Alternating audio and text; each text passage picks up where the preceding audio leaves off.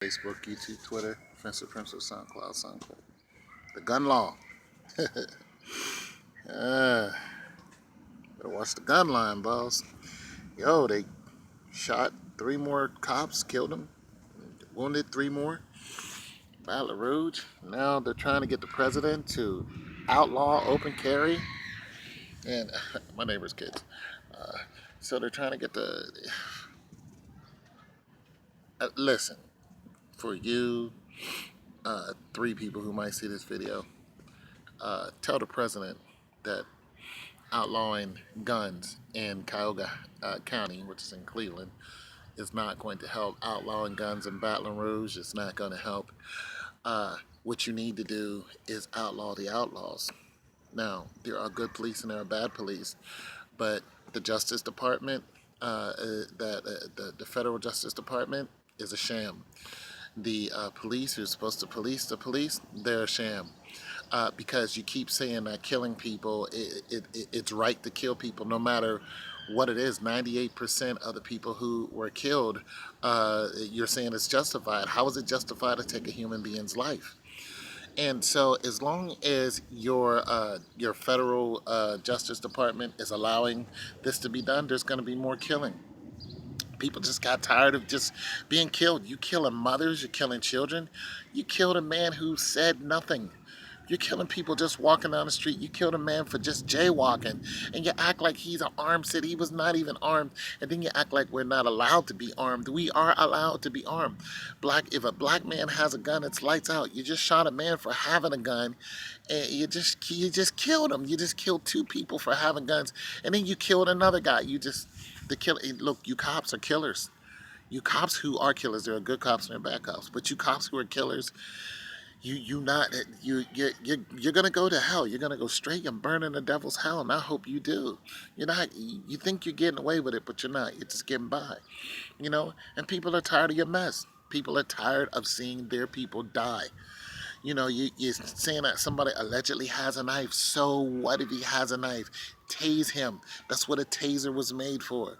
That's why a taser renders somebody unable to fight most of the time, unless they're high on something. But you cops need to police the police. None of what you're going to do, all these conversations, all these stars talking about how people died, I'm not trying to hear none of that. I'm not trying to hear the president talking about how the cops are heroes.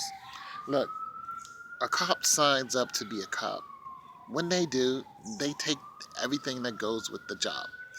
You know what I'm saying? Some cops go beyond, and we appreciate that. I don't have a problem with that. But when a cop murders somebody, shoots a man point blank range in his chest who isn't fighting back and isn't apparently a threat, 2 cops pin a man down and shoot him in his chest. When you shoot somebody in front of a little girl, when you run a little girl over with a bicycle, with your motorbike, and then shoot her father, when you bust in a man's house and then smother him to death and then claim he was a drug dealer, when you shoot a man in a 21-year-old who was smoking weed and you handcuff him with 2 pair of handcuffs, put him in the back of the car, then you shoot him in the head and said he had a white powdery substance. That could be anything, which we don't even know. When you say people have weapons and it's allegedly, and that weapon is never found. When you say somebody's charging at you and it clearly shows that that person is walking down the street and isn't even thinking about you, or they see you and they walk away with you, or they toss the weapon that they have. When you have all these situations and you still kill a man, you kill him dead, and then you go on vacation with this administrative leave. You think people are just going to be like, you know what, the cop is always right. It's okay. You just killed my daughter. You just killed my 4-year-old. What's really happened? You killed my 8-year-old in Detroit and then blamed it on the person who was inside, who had, you were looking for a guy. You came in a police raid. You shot this little girl in the neck. You also, I mean, it's just out of hand. It's too far gone for the people to trust the police. When I see a cop, I don't think that's my friend.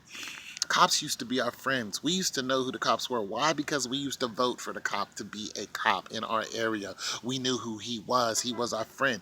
He never handled a situation with force, even though they carried 38s. There wasn't people getting shot. Only people that got shot when I grew up was people who were trying to rob banks, trying to rob people, trying to murder people. Those people got shot. And most of the time they didn't get killed. They just got shot. Now it's just you cops are shooting people. These cops are soldiers. Nobody knows these cops. They're high off of their own adrenaline, whatever they're feeding off of, and everybody's an enemy. They go out looking for war. We get these guys who came back from war and they think the war is here in America and we are not their enemy. We're the civilians who live here, who pay for your salary, and you're killing us off and then going on vacation. No. Mr. President, we told you in a town hall meeting when you first became president that they were murdering us in the street. When that boy down there at the college got killed, the cop said he was trying to run him over when he wasn't. The cops were harassing that man. He was sitting in his car and they shot him through his car. Michael Brillo shot 2 people through a windshield. Mr. President, Barack Obama, there is nothing you're going to say to make the killing stop. You can forget that. Even if you get the National Guard out, the killing will not stop. Why? Because we warned you. We pleaded with you. We came to you in peace. We came to you in marches. We marched for Gray. We watched Scott get killed and then the cop not get or barely get any time. We watched people get killed over and over and over and over. And listen, there's been almost 600 people killed this year alone. And it's the middle of the year. Last year it was 1,200 people. This year there's going to be way more than that. Mr. President, there's nothing you're going to say to make the killing stop. You can try to get the guns off the street, but there are people who are going to fight to keep their guns. Why? Because they're afraid of the police. The police are not our friends anymore. Now, if you can make the police our friends, and I don't mean come and play basketball with my kids, I mean make them our friends again.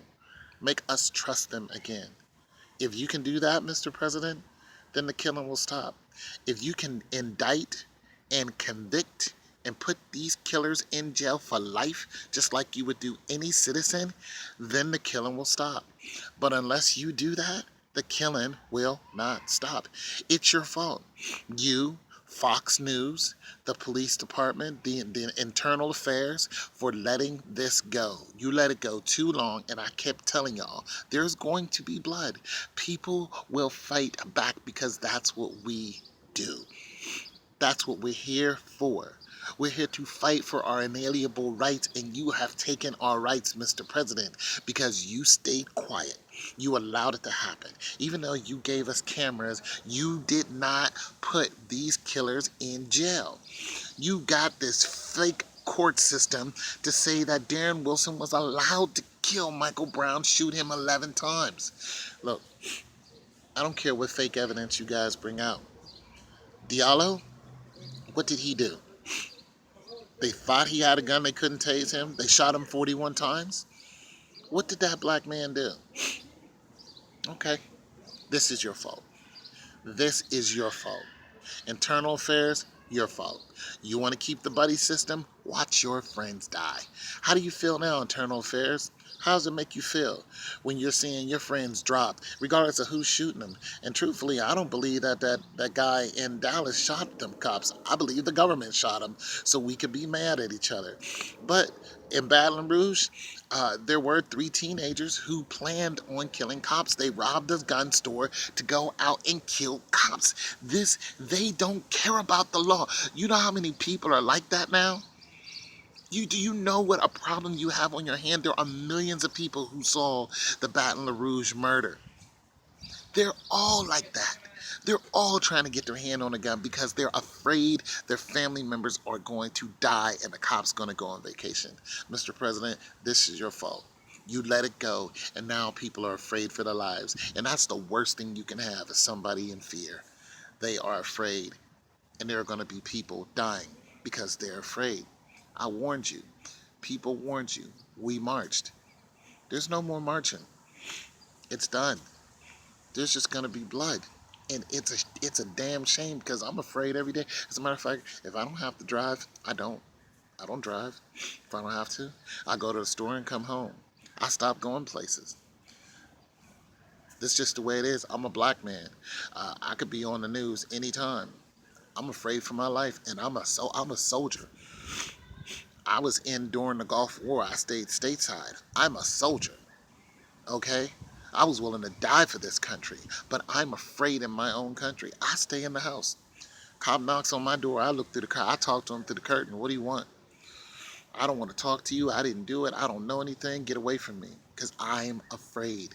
And everyone is afraid now. White people, black people, Hispanic, everyone's afraid. Except the Asians. Y'all ain't killing the Asians. Y'all ain't killing the Indians either. But y'all killing the black people, Hispanic, and white people. We're done. Mr. President, this is your fault.